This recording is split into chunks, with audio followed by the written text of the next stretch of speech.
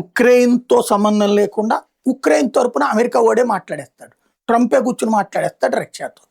అట్లాగే హమాస్ తీవ్రవాదులు ఇజ్రాయెల్ వ్యవహారంలో ఇజ్రాయెల్తో సంబంధం లేకుండా హమాస్ వాళ్ళతో అమెరికా టీమే మాట్లాడేస్తుంది. అట్లాగే ఇరాన్లో ఐఆర్జీసీ లేకుండా ఇరాన్ తరపున వీళ్ళ మనుషులు ఎవరిలో పెట్టేసి వీళ్ళే మాట్లాడేసి తీర్మానం చేసేస్తారు, అయిపోయిందని చెప్తారు. వీళ్ళు ఇష్టం. ఆ ట్రంప్ అనేటటువంటి వాడు అదేదో సర్వం సహచక్రవర్తిలాగా ప్రపంచం మొత్తానికి వీడే అన్నట్టు, కిందోళ్ళందరూ ఏది సామంతరాజులు అన్నట్టు బిహేవ్ చేస్తుంటాడు.